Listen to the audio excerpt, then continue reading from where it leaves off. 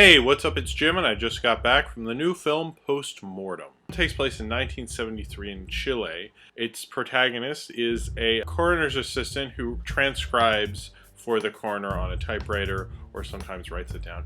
And he falls in love with this burlesque dancer who lives across the street from him around the time that there's a political coup in Chile in 1973 that overthrew President Salvador Allende. The main character, who's played by Alfredo Castro, is really a very ghoulish, kind of almost a ghost. I mean, there are parts where he was walking through the burlesque house to see this girl he likes, and no one was noticing him, and I was like, is that the thing? Is he a ghost? Like, because no one noticed him, and he looks so ghoulish and like a goblin that I really thought maybe he's a ghost. You know, he's not, but that's the kind of impression he gives you, that he is very ghost-like and ghoulish. And even the way he has these sunken eyes, and he mostly stays in his house by himself. I think he kind of just goes to work and ignores the outside world, how you can't stop the wheels of time moving. And early on in the film, I think the coroner brings that up when they're having lunch. There's a particular scene where he is driving with this burlesque dancer and they're on a date,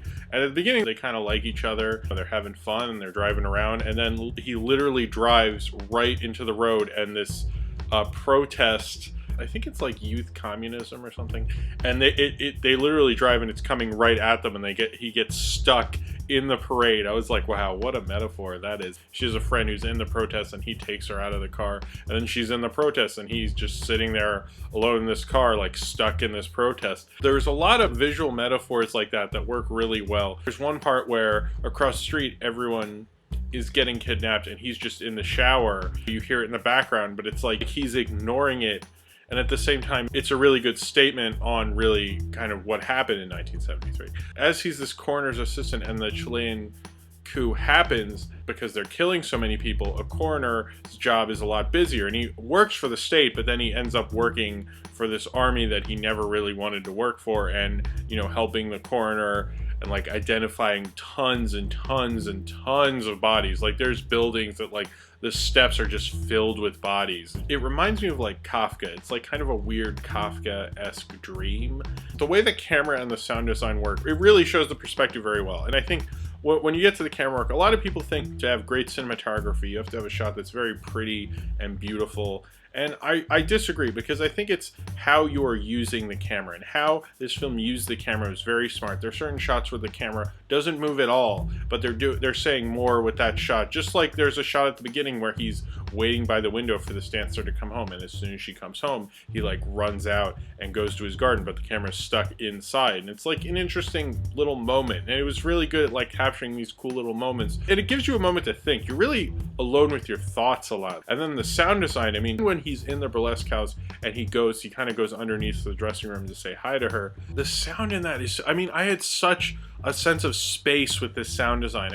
Behind the camera, away from the camera, where I was, I always knew the stage is going on and there's a show going on at the burlesque house, or that these guys are getting kidnapped. I knew completely what was going on with that sound design. I really want to talk about the very end, and I don't want to spoil it, so this is the spoiler section. So if you are watching this and you have not seen Post Mortem, please stop the video, go see it, and then you can come back and watch this. So the very last shot, and it's a 6-minute shot, and I think it's probably my favorite shot of the whole film.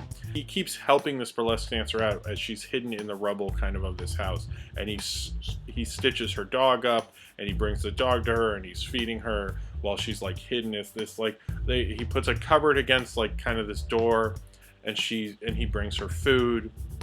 And at first it's very sweet, because you know he likes her very much, even though she has a boyfriend and all that stuff. But, and you know, they had sex that one time, and you know that she kind of likes him. So there's a little bit of romance to it.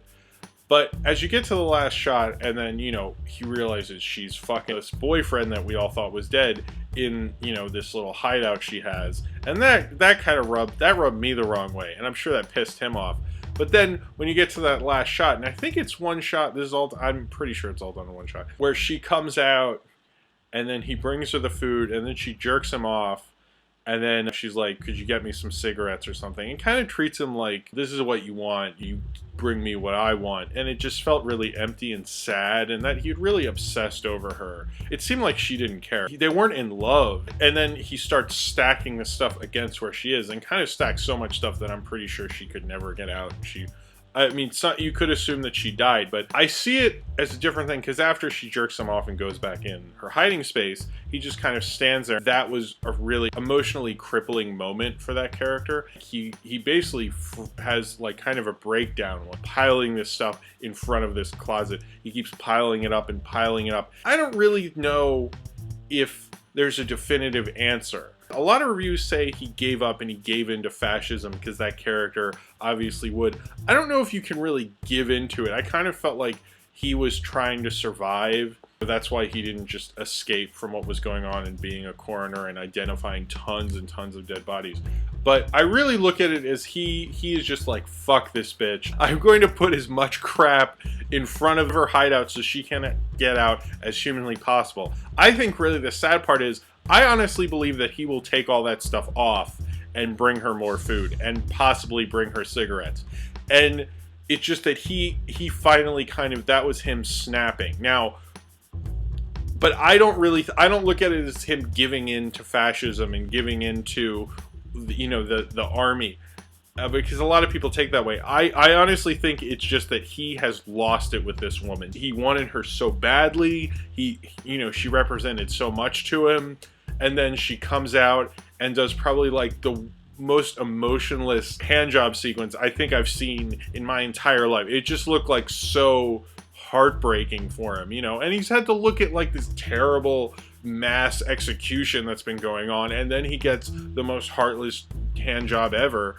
I think he just snapped, like he had a mental breakdown. His mental breakdown was just like, let's just keep piling things and piling things and piling things in front of where she is. But I'm not sure if he let her die, you know? I mean, to be a real fascist, he would have given her up. To really give in to what was going on, he would have given her up. And he didn't do that. And I don't want to know. I kind of like that it just ends that way, and just in this one shot, and the camera's just there. That ending is a little funny and an interesting video art kind of thing. I mean, it works on so many levels. That's a really great ending. So if you have seen Post Mortem and you would like to talk about it, then comment below in the comments, and subscribe if you would like to.